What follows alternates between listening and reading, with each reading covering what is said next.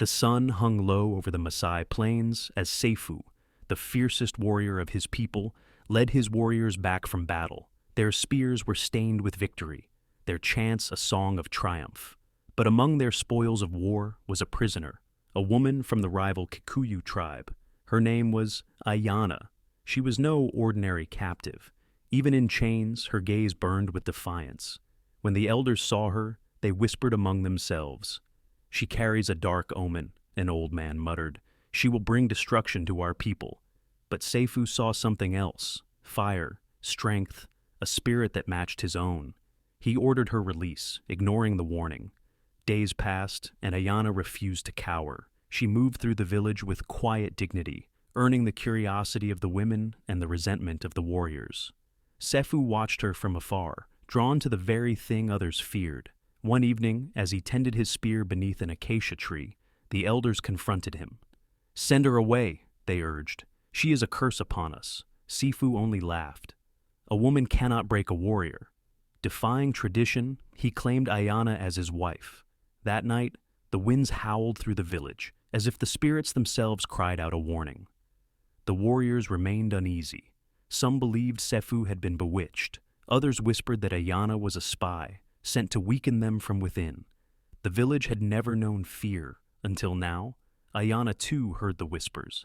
"Why did you save me?" she asked Sefu one night. He studied her, his dark eyes unreadable. "Because you are not meant to be caged." But deep inside, a doubt took root. Had he made a mistake? One evening, as the sun bled into the sky, a scout came rushing into the village. "The Kikuyu are gathering. They march toward us with fire and steel." Sefu's warriors roared in anger, eager for battle. But some turned accusing eyes toward Ayana. "This is her doing," they murmured. Sefu silenced them with a glare. "We fight because we are warriors, not because of fear." But when he looked at Ayana, doubt flickered in his heart. At dawn, the attack came. Spears clashed, arrows darkened the sky, and screams filled the air. Sefu fought like a lion, but the Kikuyu were many, their fury fueled by vengeance. When the battle ended, the Maasai village lay in ruins. Many warriors had fallen, and Sefu himself lay wounded, his breath ragged. Ayana knelt beside him, pressing a cloth to his bleeding side. Through his haze of pain, he looked at her. "Did I invite this upon myself?" he whispered. She met his gaze, unflinching. "Or did you find your greatest test?" The survivors, broken and leaderless, turned on Ayana. "She is the curse," they spat. "Banish her, or we will not follow you." Sefu, weak but unyielding, rose to his feet.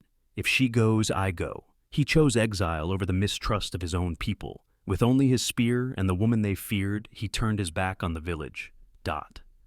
They walked into the wilderness, two outcasts in a land of predators.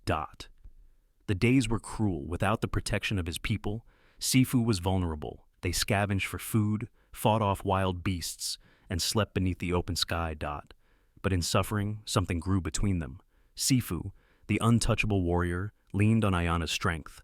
She nursed his wounds, hunted by his side, and whispered stories of her own people beneath the moonlight. For the first time, he did not feel like a warrior. He felt like a man. One night, they encountered a group of wandering warriors, survivors from a fallen Maasai clan. They, too, had lost their home. They needed a leader. Sefu stepped forward. The fire of battle burned once more in his chest. With Ayana at his side, he trained them, forged them into a force stronger than before. He was no longer just a warrior. He was a king without a kingdom, ready to reclaim what was his. With his new warriors at his back, Sefu marched toward his former village. The Kikuyu had taken it, their banners hanging from the gates. But Sefu had become something greater than before. With Ayana's strategies and his warriors' strength, they struck like a storm. By nightfall, the village belonged to him once more. The elders, humbled and shamed, approached him. "You were right to keep her." Sefu turned to Ayana. "I never doubted it." Peace returned to the land, but Sefu had changed. No longer a mere warrior, he was now a leader, a husband, a man who had defied fate itself. One evening, as they stood on the hill overlooking their village, Ayana whispered, "Do you still fear the prophecy?" Sefu smiled. "It was true." She frowned. You did bring destruction, he murmured, pulling her close. But only so we could build something greater, Dot. As the wind carried their laughter across the plains, the prophecy was rewritten, not of doom, but of love, strength, and rebirth. The leopard warrior had found his queen.